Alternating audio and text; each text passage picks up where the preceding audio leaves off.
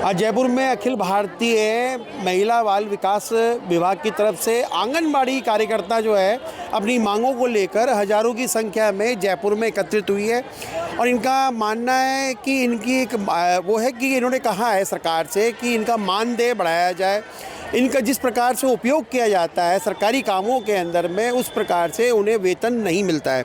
हमारे साथ में बहुत सारी आंगनबाड़ी कार्यकर्ता हैं, महिलाएं हैं जो लगातार जो है सरकार के लिए और प्लस समाज के लिए काम कर रही हैं। आप लोग क्या मांगे हैं आप लोगों की जिसको लेकर आज आप लोग जयपुर में एकत्रित हुए हैं? हम ग्राम साथी ने हमारा मानदेय बढ़ाया जाए और हमारे को पेंशन भी दी जाए। और हमारा इतना दुरुपयोग किया जाता है जिसमें तनख्वाह हमें इतनी सी मिलती है और कार्य हमसे बहुत ज़्यादा कराया जाता है।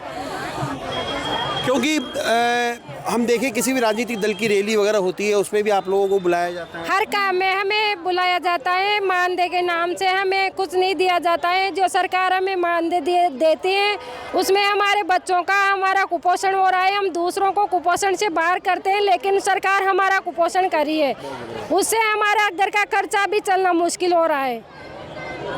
और क्या मांगे हैं जिसके लिए आप लोग लगातार, क्योंकि इससे पहले भी आप लोग जमा हुए थे जयपुर के अंदर में, तो क्या लगता है कि अब सरकार के कानों में जू नहीं रेंग रही है, सरकार केवल चुनावी वादे करती है? हाँ सर, वही तो कि इतना सब कार्यकर्ता मिलकर एकजुट होकर इतनी मेहनत करती है, काम करती है।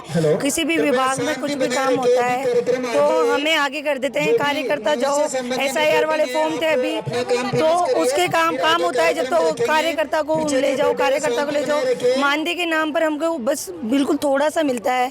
और जैसे कि पोषण टेकर हो गया काम, ना हमारी कोई छुट्टियां हैं। हमको साल की कम से कम 20 छुट्टियां मिलती है। 20 छुट्टियों में क्या होता है सर, संडे भी नहीं मिलता हमको तो काम करने के लिए। संडे के दिन भी SIR के लिए ड्यूटी लगाओ, जाओ मोहल्लों में। अच्छा, SIR की ड्यूटी भी लगा रखी है आप लोगों ने? हाँ सर, SIR हमने टीचर से वो काम नहीं हुआ जो BLO के साथ में हमको लगाया, रात दिन भर उनके काम किए सर जाके। तो थोड़ा बहुत हमारी भी तो सुनना चाहिए ना सर, मानदेय में वृद्धि तो होनी चाहिए ना। क्योंकि अगर आप मजदूरी भी नहीं मिल रही सर हमको, तो इतने से मानदेय में क्या होता है? 6000 झाड़ू पोछा सारा काम करते हैं, बच्चों को लेके आते हैं, रोज जाते हैं, छोड़ने भी जाते हैं। और फिर जब भी काम होता है, सरकार के काम होता है, जब तो हमको विदाउट यूनिफॉर्म बुला लेते हैं। और जब हमारे काम होता है तो हमको ड्रेस पहन के बुलवाते हैं। क्यों बुलवाते हैं? फिर वो जब वहाँ पे उनका काम है, जब तो हमको बिना उसके बुलवा रहे हैं। तो भाई जब हम विदाउट यूनिफॉर्म वहाँ जा रहे हैं तो हमको सेंटर फिर विदाउट यूनिफॉर्म बुलाओ, आप क्यों नहीं बुलाते हो? और इतने से वेतन में हम क्या करें? 4 बच्चे उनको कैसे पाले? बहुत सी महिला तो विधवा है इसके अंदर, बहुत सी है जो उनके 8-8 बच्चे, वो कैसे पालेंगी ये बताओ आप?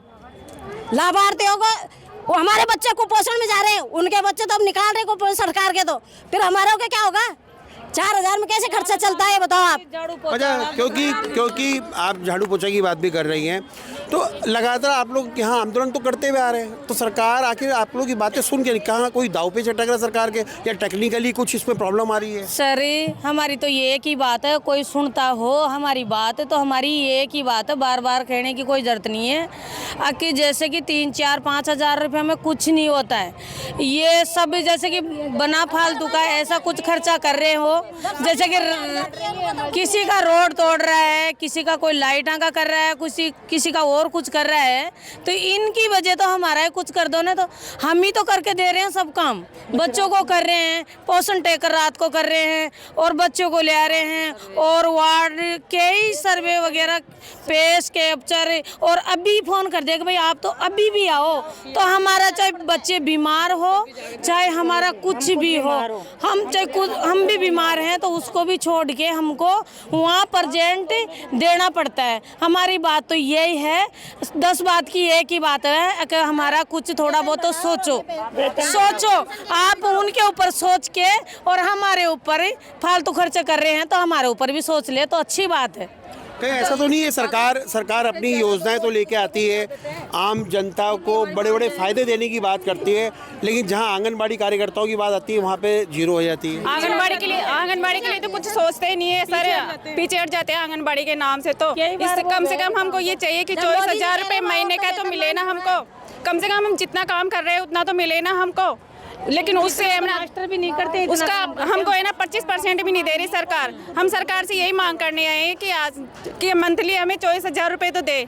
आप लोग पूरे राजस्थान से आए हैं? पूरे राजस्थान से आए हैं सर। जो हमारी बहनें रिटायर हो रही हैं वो घर बैठ गए, उनके बुढ़ापे का खर्चा कैसे चलेगा? अब आगे के जीवन में उनको बहुत समस्या आएगी, हमारी भी आएगी। उनकी पेंशन भी दे और उनको नियमित भी करे। अब जो बाकी है ना तो यही निवेदन करें भाई, परमानेंट कर दो। अब तो 1965 से चली हुई है ये आंगनवाड़ी और ये पोस्ट चली हुई है, तो अब तो इनको 400 रुपए में जो काम कर रही थी 200 रुपए काम कर रही थी, तो अब तो हम आपसे हाथ जोड़ के निवेदन ये करते हैं सभी माता बहनें सभी। तो ये क्या है 1965 से चल रहा है ये, तो अब तो इनको सभी बहनों को परमानेंट कर दिया जाए। आप लोग कहाँ से आए? टोंक से। सब टोंक से? टोंक जिले से भी हैं। मैं सवाई माधोपुर से हूँ, परियोजना खंडार से आंगनवाड़ी कार्यकर्ता तहसील खंडार। कर दो तो इनको सर हमारे आंगनवाड़ी हमारे आंगनवाड़ी कार्यकर्ता सभी बहनों को FRS EKYC और आबाईडी अपार आईडी इन सब का काम दिया जाता है और मानदेय भी टाइम से नहीं डाला जाता है और टुकड़ों में डाला जाता है। इनको एक साथ एक मुक्त राशि दी जाए और टुकड़ों में भी डाल के उनको गुमराह किया जाता है। तो आपके तो वहाँ पे लोकल जो विधायक है जितेंद्र गोठवाल, उनसे कभी आप मिले इस प्रॉब्लम को लेके? नहीं सर, आज तक नहीं मिले। क्यों मिलना चाहिए था उनसे एक बार?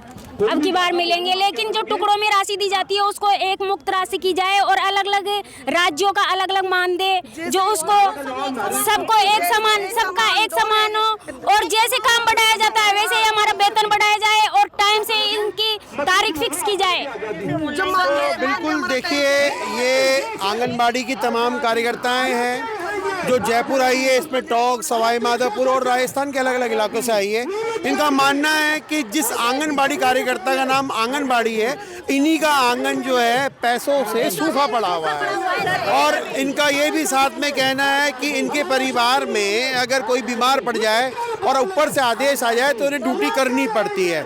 लेकिन साथ में इनकी एक शिकायत भी है कि जब किसी बड़े राजनीतिक दल की मीटिंग होती है, रैली होती है, तो इन्हें विदाउट यूनिफॉर्म बुलाया जाता है जिससे कि पहचान ना हो सके और ये भीड़ का हिस्सा बने। अब इनका मानना है कि सरकार हमारी बातें सुने। कुछ दिन पहले भी इन्होंने यहाँ धरना दिया था, उस धरने का अभी तक कोई रिजल्ट नहीं आया, लेकिन ये वापस आज ही एक मंच पर आई हैं और साथ में सरकार से मांग कर रही है कि अगर हमारी मांगे पूरी नहीं की गई तो शायद आप लोग हड़ताल करेंगे।